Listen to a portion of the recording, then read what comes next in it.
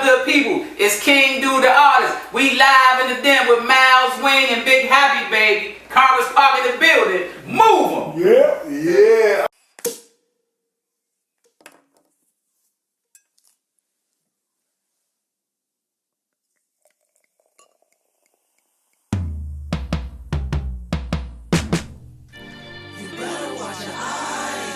It's a lifestyle, baby. Watch your eyes when the coast fly. You put this in your song, Drew? Champagne me, please. You better watch your eyes. Better watch your eyes. Watch your eyes When the coast fly. It's a lifestyle, baby. Hey, champagne. They told me it's a party going on. I told them bring me 9 out. Rollie on my wrist. I work for this, so what's your grind about? Gotta go to rehab. Table look just like a wine house. Sparkles on them bottles in my section called a firehouse. You see the bottles, you see the dames. Designer bags, you don't even see their names. Ain't in the store, so you wonder where they came from. What's my motherfucking name? I'm Dude. Call the pop like the Fonz, I'm cool. They calling me, I'm like niggas acting like girls, texting my crew, asking what's up, can I hang with you? We with dude, we with her. She fuck with girls, her. No diggers, it's getting in, unless you got a looking friend. You better watch your eyes. It's a lifestyle, baby. Champagne me, please.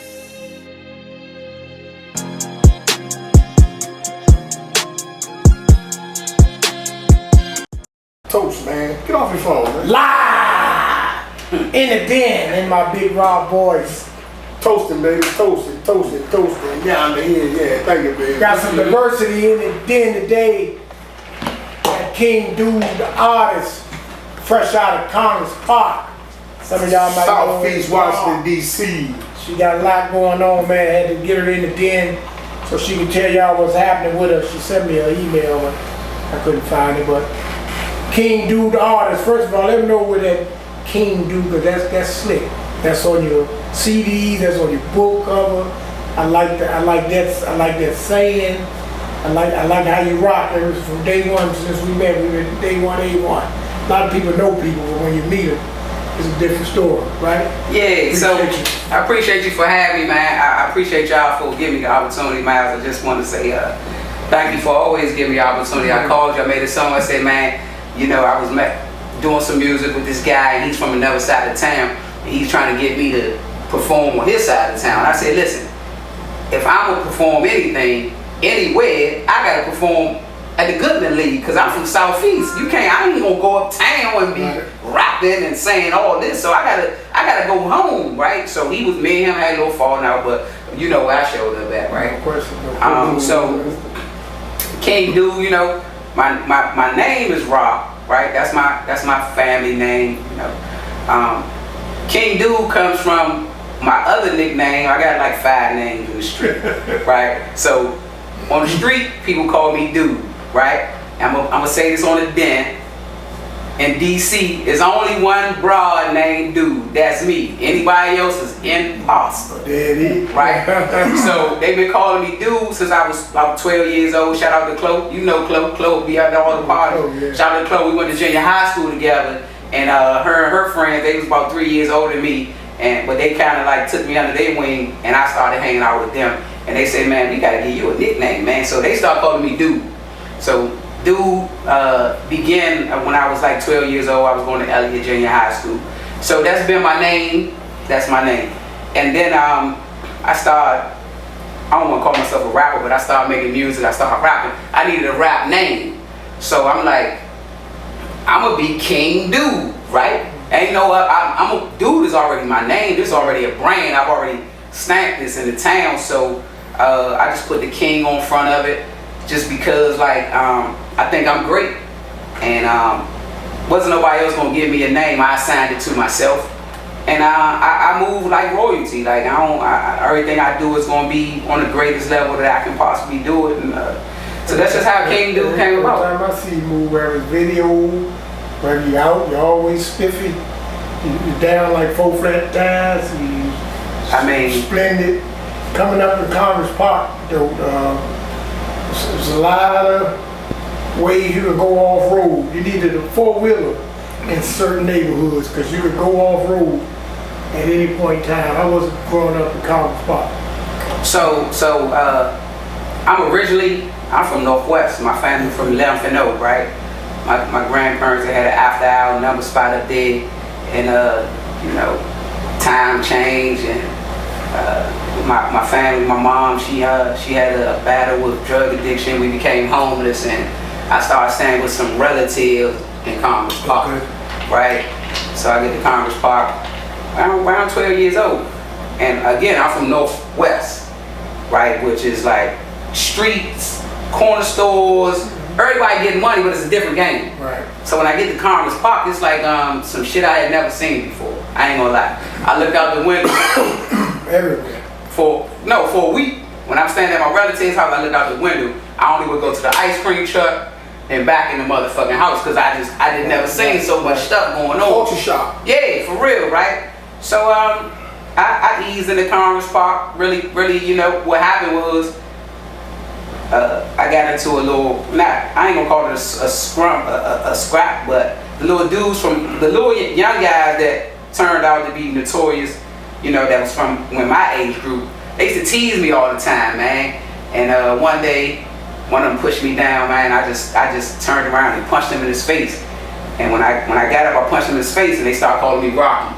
Like Rocky, the boxer and shit. So that was my name for a few years, and I was Little Rocky. It was a dude named Rocky, and I was a girl named Rocky. And but Congress Park, a tough place, man. We had Miami cats, we had New York cats, we had the homies.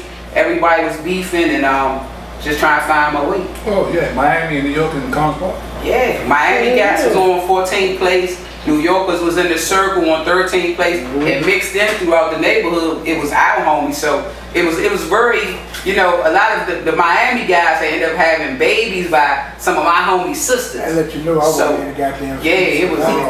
I didn't even different now. Yeah, City Under Siege and all that shit. Miami and New York was up to Yeah, but they ain't make it though.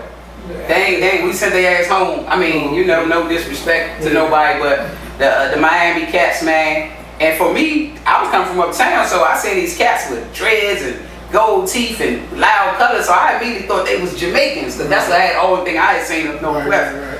But yeah, they was from Miami, and they ain't last too long. I think I got there in like 88, 89, and The heart of it. yeah, by early 90, by 92 they was gone. Out of there. Out of there. So, they a couple of them, they merged around the corner to Robinson Place, but at the end of the day, they got, a lot of them they got sent back home. They didn't get to go on their own. So you're coming up in Congress Park, because when you come to from one neighborhood to another at that age group, they gonna test you. You gonna find some wrongs because you don't know nobody, and then everybody that's already there already known, and you gotta establish yourself. So that's what you gotta do. Like you say, you get that joker one cross this motherfucker chin and establish yourself, and so that's what you do. You gotta chop your head off the snake, and the rest of them follow suit. Yeah, and see, like me, man, you come from family. It's a bunch of y'all. It's like 12 of y'all or something, right? It's 3 of us from my mom, and I'm the oldest. And my sisters and brothers, they don't come outside. My sister didn't never come outside, but my mother had sheltered her that way. So she, her whole life was going to her activities, her ballet and all those things. And my brother, he grew up uptown with his grandparents. So I was the only child. That's the way I kind of moved. Right. So when you're in the projects, right? One thing about the projects, everybody is related to somebody, right? So he's got the Murphys right here, the Jacksons right here, and then right there, you gotta navigate that shit. But it was just me, like I ain't really had nobody to get. So it was like, whatever happened, we gonna have the whole court right here. So I had to stand my ground off buck. So anytime any adversity came towards me, even though I know I might lose or I might not, I'm gonna give my motherfucking respect right here. Ain't nobody running me in the house. I ain't gonna be hiding. So, I mean, that's how I move around the city. Like, a lot of people don't know my family and all that. When they see us out together, they like, oh, that's your sister. Y'all related, and that's my greatest asset. But without me having a biological family, you know, the dudes around the neighborhood, they love me to death, right? So they became my big brother. So I mean, I ain't never really had no issue because, I mean, without saying, everybody know, like, I'm with them. Still right now, like, I'm with them. Something happened to me, they be on the phone. Before I get home, they be like, man, what happened? This what, you know, so that's a blessing for me. I wasn't shaking and baking with the dudes being a female, man. How did that I mean, it wasn't even, man, I've been like this since the beginning, so it wasn't really no, like, I mean, I had a little, I ain't gonna lie, I had this little time in my life when I was like, let me see if I like guys and shit, but I ain't really like guys.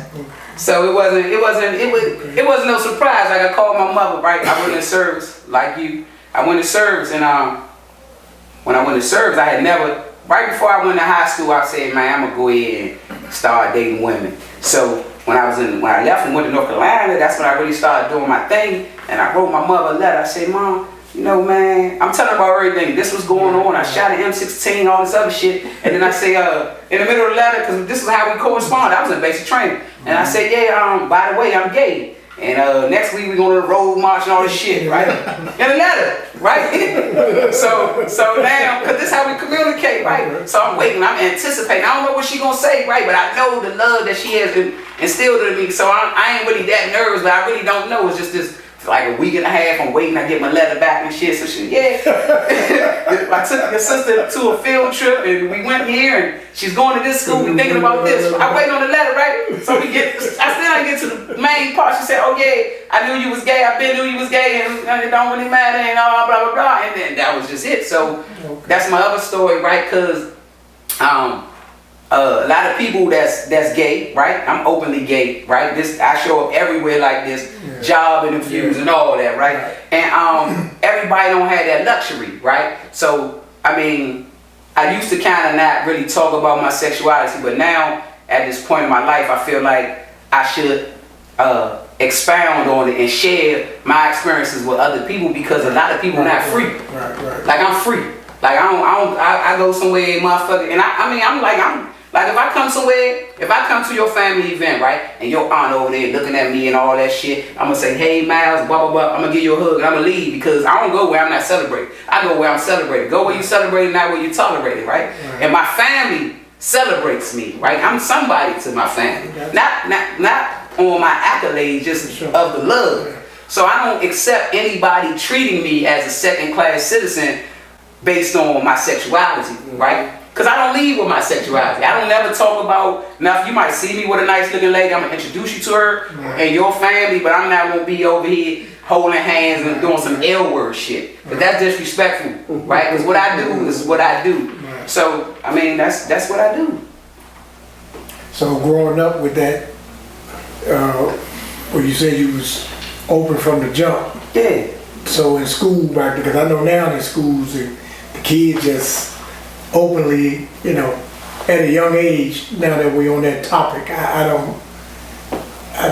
never touched on that part with a female, so it's glad that you are opening up, and you say that happened at a young age in your life, so boys you never intertwined with boys. Nah, I'm gonna keep it real on this. We going in the damn podcast. I had sex with a couple dudes. No holds barred? Yeah, ain't no holds barred. Okay. But unlike Big Happy, right? Oh, you count low. Right? Unlike Big Happy, this is real shit.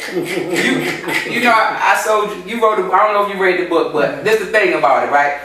When I was coming up, right, I had the best of both worlds, because I got my homies over here, and they really teaching me street law. But then I got my big sisters over here, and they really showing me the game. I'm watching them, how they dealing with their men, how they working their men, how all this goes, right? So they like, man, I come up in an era where ain't no sense of you fucking with a motherfucker if they can't do something for you. Point blank period. We from the ghetto, right? That's law. Right? So this is the thing. When I decided, hey, if I'm gonna fuck around with a dude, right, it's gonna have to be something beneficial for me, because after I had sex with a guy one time, I was like, I don't see why y'all like this shit so much. Mr. 35 But you said that's law, though. What you mean that's law? No, that the man gotta do something. I concur.